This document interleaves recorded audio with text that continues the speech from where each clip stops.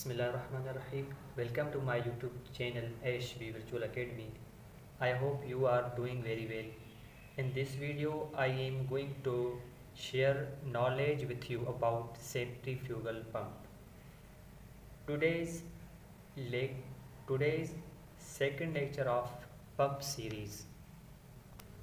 पहली वीडियो में हमने पंप के इंट्रोडक्शन और उसके टाइप्स और एप्लीकेशन ऑफ पंप के बारे में डिस्कस किया था।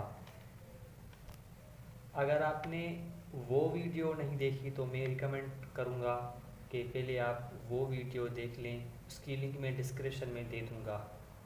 और आज के लेक्चर के कंटेंट्स ये हैं: introduction of centrifugal pump, components of centrifugal pump, application और वर्किंग प्रिंसिपल, और उसके बाद कुछ सवालात हैं जो कि इम्पोर्टेंट है रिगार्डिंग सेंट्रीफ्यूगल पंप, जैसा कि what will happen when we increase the RPM of centrifugal pump. अगर हम सेंट्रीफ्यूगल पंप के का आरपीएम बढ़ा दें तो क्या होगा, अगर हम सेंट्रीफ्यूगल पंप के आरपीएम घटा दें तो क्या होगा। और उसके बाद क्वेश्चन जो है what will happen when we increase impeller diameter, अगर हम इम्पेलर का डायामीटर बढ़ा दें तो क्या होगा। उसके बाद जो क्वेश्चन है वो है how to increase discharge of centrifugal pump. तो आज के वीडियो में हम ये डिस्कस करेंगे टॉपिक्स। तो चलते हैं, स्टार्ट करते हैं इंट्रोडक्शन से। सेंट्रीफ्यूगल पंप का इंट्रोडक्शन तो ये है कि ये एक सिंपल हाइड्रोलिक मशीन है जो मैकेनिकल एनर्जी को हाइड्रोलिक एनर्जी में कन्वर्ट करे by utilising centrifugal force acting on a fluid. Means के हम सेंट्रीफ्यूगल फोर्स को अप्लाई करते हुए मैकेनिकल एनर्जी को हाइड्रोलिक एनर्जी में कन्वर्ट करें, उसको हम सेंट्रीफ्यूगल पंप कहते हैं। ये तो हो गया इसका इंट्रोडक्शन। और इसके कंपोनेंट्स कौन कौन से होते हैं, तो इसके मेन कंपोनेंट्स जो हैं वो ये हैं। ये एक सेंट्रीफ्यूगल पंप की फिगर है। इसका ये जो है ये सक्शन पाइप है,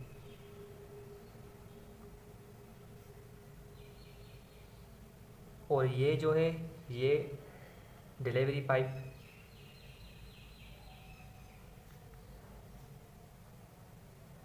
और ये इसकी केसिंग है, और ये इसका इम्पेलर,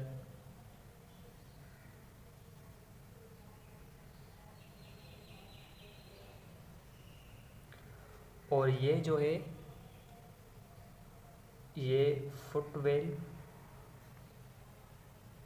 एंड स्ट्रेनर है। ये सेंट्रीफ्यूगल पंप के कंपोनेंट्स होते हैं: delivery pipe, impeller, casing, suction head और फुटवेल एंड स्ट्रेनर। और इसके बीच में ये जो है ये आई है, आई केस इम्पेलर की आई। अब ये इम्पेलर क्या है, तो इम्पेलर वो पार्ट है जिसमें हम इलेक्ट्रिक सप्लाई करते हैं। इधर हम इलेक्ट्रिक सप्लाई करते हैं तो ये इम्पेलर मूव करती है जिसके ज़रिए लिक्विड में स्पीड पैदा होती है।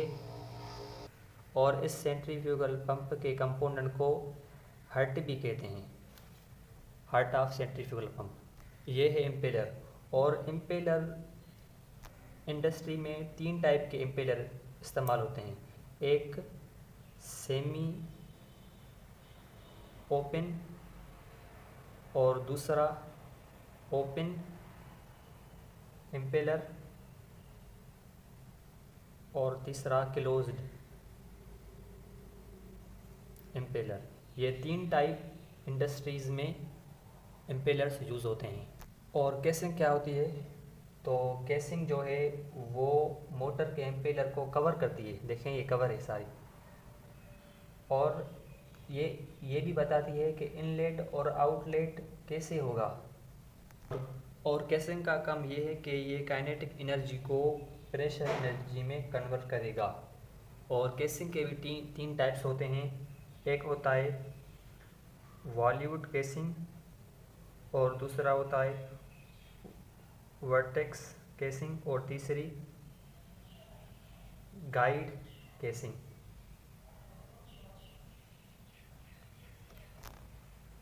ये 3 टाइप के केसिंग्स सेंट्रीफ्यूगल पंप में इस्तेमाल होते हैं, वॉल्यूट और वर्टेक्स और गाइड ब्लेड वो केसिंग्स, गाइड ब्लेड्स केसिंग्स। उसके बाद इसमें 2 पाइप्स होते हैं, एक सक्शन पाइप और दूसरा डिलीवरी पाइप। सक्शन पाइप से हम किसी भी फ्लूइड को ऊपर की तरफ पंप करते हैं और डिलीवरी पाइप जो इम्पेलर से फ्लूइड हमें मिलेगा उसको ऊपर की तरफ डिलीवर करना, निकालना, ये काम होता है डिलीवरी पाइप का। अब इसके नीचे ये फुट वेल्व और स्ट्रेनर लगा हुआ होता है। फुट वेल्व इसलिए लगा हुआ होता है कि जब भी इलेक्ट्रिक वगैरह बिजली वगैरह बंद हो जाए तो जो ऊपर फ्लूइड होगा वो नीचे ना आ सके। इसकी डिज़ाइन ऐसी होती है कि जैसे यहाँ से फ्लूइड होगा तो ये वेल्व ओपन होगा और जब बिजली वगैरह बंद हो जाए तो ये फ्लूइड कोई भी नीचे ना आ सके, नहीं आ सकेगा। ये जैसे ही नीचे आएगा तो यहाँ पे वेल्व क्लोज हो जाएगा। और स्ट्रेनर इसलिए लगा हुआ होता है कि जो भी हम फ्लूइड ऊपर की तरफ पंप करेंगे उसमें जो भी कचरा वगैरह होगा उसको स्ट्रेन करेगा, इसलिए हम बाटा में स्ट्रेनर इस्तेमाल करते हैं। तो ये थे सेंट्रीफ्यूगल पंप के कंपोनेंट्स।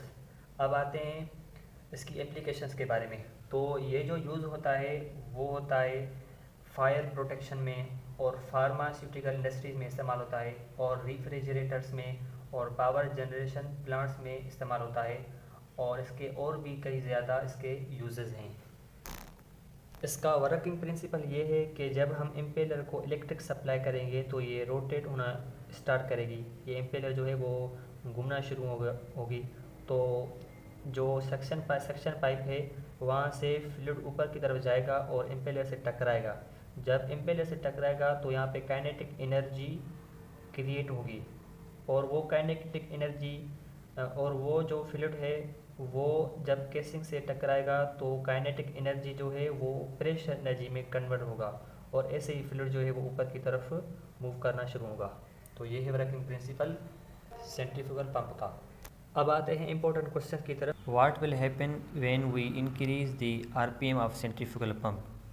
तो जब हम आरपीएम बढ़ा दें तो सेंट्रीफ्यूगल पंप में जो इंक्रीज़ होगा वो डिस्चार्ज भी उसका इंक्रीज़ होगा, फ्लो भी उसका इंक्रीज़ होगा और प्रेशर एंड हेड भी उसका इंक्रीज़ होगा। दूसरा question, what will happen when we decrease RPM. तो अगर हम आरपीएम डिक्रीज़ करेंगे तो रिड्यूस्ड फ्लो रेट और दूसरा जो इफ़ेक्ट होगा वो लोअर प्रेशर हेड और तीसरा जो होगा वो रिड्यूस्ड एफिशिएंसी, चौथा जो इफ़ेक्ट पड़ेगा वो पोटेंशियल कैविटेशन और पांचवा जो होगा वो अल्टर्ड परफॉर्मेंस कर्व होगा। तो ये इफ़ेक्ट्स पड़ेंगे। तीसरा क्वेश्चन जो है वो है what will happen when we increase impeller diameter. अगर हम डायमीटर बढ़ा दें इम्पेलर तो क्या होगा, तो सेंट्रीफ्यूगल पंप में जो होगा वो उसकी एफिशिएंसी इम्प्रूव होगी, इंक्रीज्ड हेड होगा और अल्टर्ड फ्लो रेट होगा। उसके बाद जो होगा वो altered performance curve. Last question जो है how to increase discharge of centrifugal pump. To increase the discharge of centrifugal pump, we can consider several approaches. Increase pump speed, use a larger impeller और उसके बाद जो हमें इस्तेमाल करना पड़ेगा वो reduce system head, उसके बाद parallel operation और change pump selection, optimize pump operation और evaluate motor and power supply। ये हैं आज के लेक्चर के नोट्स। अगर आप ये लेना चाहें स्क्रीनशॉट वगैरह तो ले लें। ये इंट्रोडक्शन, कंपोनेंट्स, ये impeller, casing, suction, delivery pipe, foot valve and strainer, application और ये इम्पोर्टेंट क्वेश्चंस। तो ये था आज का वीडियो। उम्मीद है आपको पसंद आ गया होगा। अगर आप हमारे चैनल में नए हैं तो हमारे चैनल को सब्सक्राइब करें ताकि हर आने वाली अपडेट आप तक पहुंच सके।